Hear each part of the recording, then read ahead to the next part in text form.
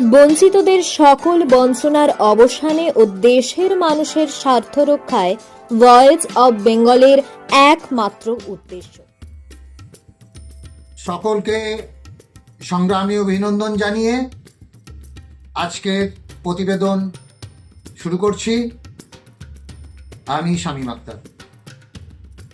আপনারা জানেন আমাদের দেশে ৮ম পে কমিশন হতে যাচ্ছে। পে কমিশন মানে কি এবং কেন এ কথা বলার অপেক্ষা আপনাদের রাখে না।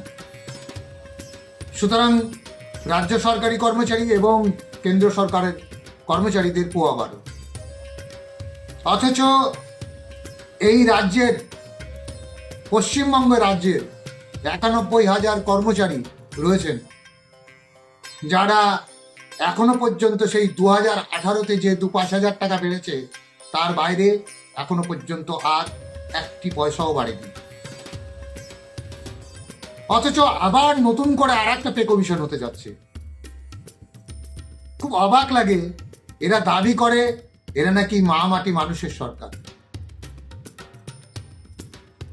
আমি জানি না এরা কতটা প্রো পিপুল কাজ করছে সেটা বলতে পারবো না, বা আমাদের মধ্যে আমাদের বলার কোনো রকম এখতিয়ার আছে বলে আমার জানা নেই। কারণ যারা নিজেদের ক্ষমতায় নিজেদের শক্তি বলে শক্তি প্রদর্শন করে বলতে পারেন, আইনসভায় যারা সদস্য তাদের বেতনটা ৭,০০০ থেকে কত পার্সেন্ট আমি করব আমি বলতে পারছি না, অত হিসাব নিকেশ করা সম্ভব হচ্ছে না। তারা ৭,০০০ টাকা ৭,৫০০ টাকা থেকে বেতনটা বাড়িয়ে নিয়েছে ১,৭০,০০০ টাকা, প্লাস আনুষঙ্গিক ভাতা, সুযোগ সুবিধা এগুলো আছে। যাদের নাকি মোবাইল খরচ হয় ৫,০০০ টাকা। অথচ এই রাজ্যে ৯১,০০০ কর্মচারী রয়েছে, তার ডিপার্টমেন্টে রয়েছে, এডুকেশন ডিপার্টমেন্টে কাজ করছে, তাদের সঙ্গে সংশ্লিষ্ট আরো ৪ জন করে ব্যক্তি, বাবা মা সন্তান সন্ততি মিলে প্রায় ৪ লক্ষ কর্মচারী এই ডিপার্টমেন্টের সঙ্গে সমগ্র শিক্ষা মিশনের সঙ্গে যুক্ত রয়েছে, সম্পৃক্ত রয়েছে।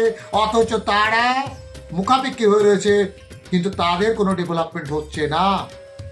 পক্ষান্তরে তাদেরকে কোথায় ফেলে দেওয়া হচ্ছে? একদম হতাশার গহীন জলে ফেলে দেওয়া হচ্ছে, ডুবিয়ে মেরে দেওয়া হচ্ছে, জলে ডুবিয়ে মারা হচ্ছে। সেখানে একটা দপ্তর ১/৩/২০২৪-এর অর্ডার অনুযায়ী ম্যাচিং অর্ডার করাতে পারলো না। ব্যর্থতা, দায়ভার যাই বলুন না কেটে তার। অথচ আমরা কি পেলাম? পশ্চিমবঙ্গের এমন কোন সেক্টর নেই, ২-৩টে সেক্টর বাদ দিয়ে এমন কোন সেক্টর নেই যে সেক্টরে বেতন বাড়েনি।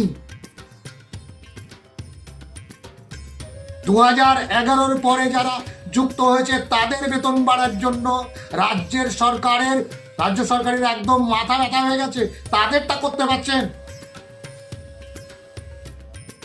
আর অন্যদিকে যারা ২০০৫, ২০০৪ থেকে যুক্ত রয়েছে, তার আগে থেকে যুক্ত রয়েছে, তাদের যে বেতনটা বাড়াতে হবে এ বিষয়ে তাদের আর পয়সার কাঙালি হয়ে যাচ্ছে, ভিক্ষুক হয়ে যাচ্ছে রাজ্য সরকার। খুব আফসোস এটা, যেখানে একটা সরকার আছে বলে মনে করতে হচ্ছে এখানে একটা সরকার রয়েছে। কি সরকার রয়েছে, কাজ করছে না কি করছে আমি বুঝতে পারছি না। অথচ তারা বলছেন যে আমরা অনেক উন্নয়ন করে দিয়েছি।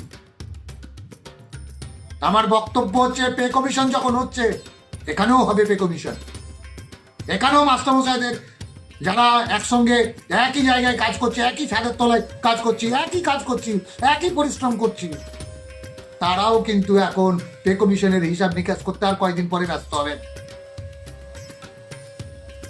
অথচ আজকে ২ বছর ধরে একটা ফাইল চালাচালি চলছে, হচ্ছে মরছে এই করছে, তারপরে আবার নতুন করে তৈরি করা হলো সেই file. In the meantime এখনো পর্যন্ত জিইয়ে রয়েছে।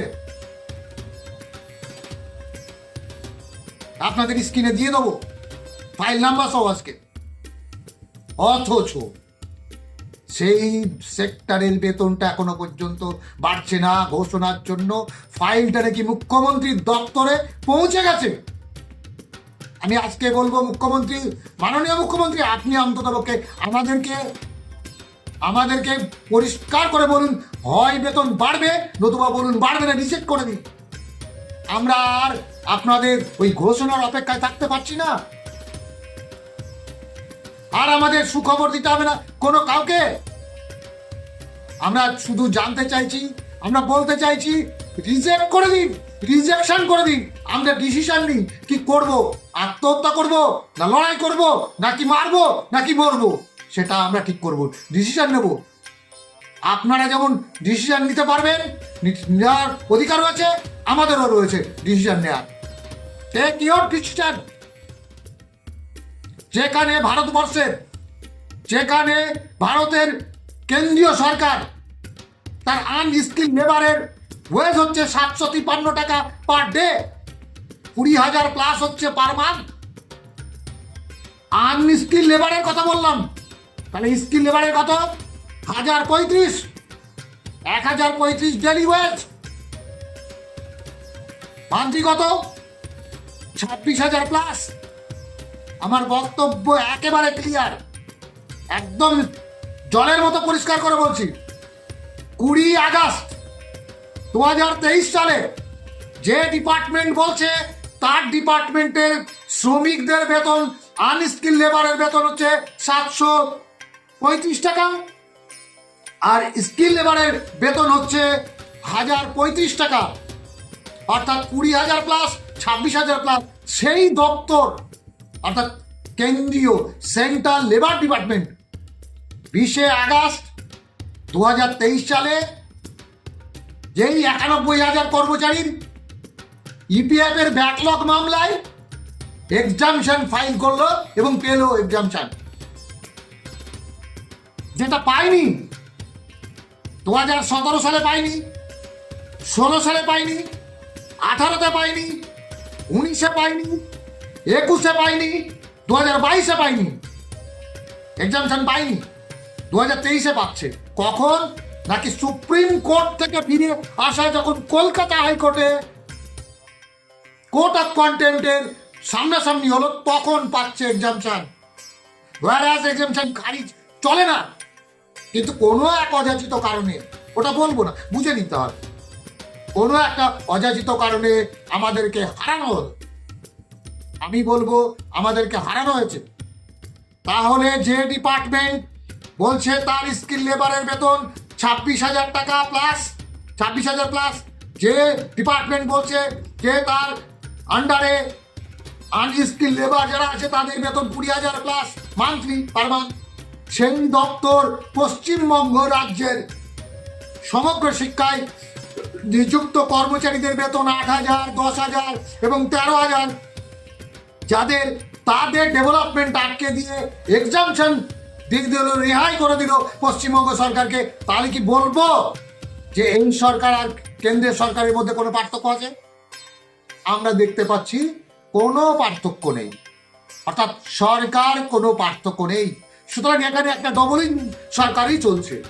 কেউ বলবে না যে এখানে ডবল ইঞ্জিন সরকার চলছে না, এখানে দুটো সরকারই এক এবং এককভাবে শ্রমিকদের কি বলবো টুটি চিপে ধরে রক্ত নিংড়ে খাওয়া সরকার চলছে। সুতরাং এই সরকারগুলো কখনো প্রো পিপুল হতে পারে না, সবটাই অ্যান্টি পিপুল। সুতরাং এখানে আমি বলবো এই সরকারটা, পশ্চিমবঙ্গের রাজ্য সরকার যখন বলছে তারা নাকি মা মাটি মানুষের সরকার, আমরা বলবো ওটা মানুষের সরকার নয়, ওটা মাটির সরকার নয়, ওটা মায়েরও সরকার নয়। এটা কিসের সরকার বুঝে নিন। আমি আপনাদেরকে এইটুকুই বলতে এসেছি আজকে, যে একটা সরকার দীর্ঘদিন ধরে তার কর্মচারীদেরকে বঞ্চিত করে রেখে প্যাভলভীয় পরীক্ষা করছে, অথচ তার সে চূড়ান্ত সর্বশিখরে দাঁড়িয়ে রয়েছে, চূড়ান্ত ক্ষমতার শীর্ষে রয়েছেন। তিনি হচ্ছেন পোস্ট, বাকি সব ল্যাম্প পোস্ট। যখন বিধানসভার মানে কি স্পিকার জানতে পারেন না বিধানসভাটা কবে বসবে, জানেন না, বলতে পারেন না, তাহলে সেইখানে দাঁড়িয়ে তিনি তার দপ্তরে ফাইলগুলোকে আটকে রেখেছেন, অথচ অন্যান্য সমস্ত সেক্টরের ফাইলগুলো বেরিয়ে যাচ্ছে, বেতন ঘোষণা হচ্ছে, বর্ধিত বেতন ঘোষণা হচ্ছে। ইন দ্য মিন টাইম আর কিছুদিন পরে, কয়েকদিন পরে হয়তো পে কমিশন ঘোষণা হবে। অথচ এই 91,000 কর্মী এবং সংশ্লিষ্ট তার সঙ্গে যুক্ত মুখাপেক্ষী 4 লক্ষ মানুষের কোনো রকমভাবে তাদের ডেভেলপমেন্ট করার কোনো আমরা লক্ষ্যই দেখছি না। শুধুমাত্র একটাই দেখছি, স্তব বাক্য, যেটা হচ্ছে ফাইল রয়েছে, খুব শীঘ্রই ঘোষণা হবে। এই শীঘ্রই ঘোষণা করতে করতে পঞ্চায়েত গেছে, লোকসভা গেছে, ফার্দার বিধানসভা চলে আসছে, আর কয়েকদিন বাকি, তারপরে এই বিধানসভার দামামা বাজবে। এরপরে তো আমাদের বন্ধুরা নিজেদের সমালোচনায় ব্যস্ত, আর হবে না, হতাশায় ব্যস্ত, কিন্তু তারা পথে নামতে চাইছেন না। আমরা আহ্বান করছি এই বার্তার মাধ্যমে যে আগামী কাল আমরা সিদ্ধান্ত নিচ্ছি, সেই সিদ্ধান্ত অনুযায়ী আপনারা তৈরি থাকুন, রাস্তায় নামার জন্য তৈরি থাকুন। এবং যেমন করে আপনি দেখতে পাচ্ছেন না পশ্চিমবঙ্গের আন্দোলনের প্রেক্ষাপটগুলো, এই প্রেক্ষাপটগুলো একটু একটু করে তৈরি হচ্ছে, সেই প্রেক্ষাপটে আপনি নিজেকেও তৈরি করুন, এইটুকু আপনাদের কাছে বলতে আসা। নেতৃত্ব নয়, আমি একজন সৈনিক হিসেবেই আপনাদেরকে কথাগুলো বলছি।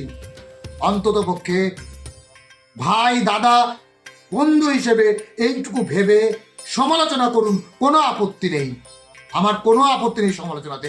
আমার ভুল হতে পারে, আমার বাচন ভঙ্গিতে ভুল হতে পারে, আমার কথা বলাতে ভঙ্গি হতে পারে, আমার অঙ্গভঙ্গিতে ভুল হতে পারে, ভুল থাকতে পারে। আমি ফেরেশতা দেবতা নই, তার মানে আমার ভুল হবে। আপনারা ভুল সংশোধন করবেন, তার জন্যই আমি আপনাদের উপর উপস্থাপন করলাম। সুতরাং ভালো থাকবেন, সুস্থ থাকবেন, আগামী আন্দোলনের জন্য প্রস্তুত হন, এইটুকু বলে সকলকে আবারও সংগ্রামী অভিনন্দন জানিয়ে আমি আমার প্রতিবেদন শেষ করছি। ইনকলাব জিন্দাবাদ। ভয়েস অব বেঙ্গল, বঞ্চিতদের আস্থার প্রতীক।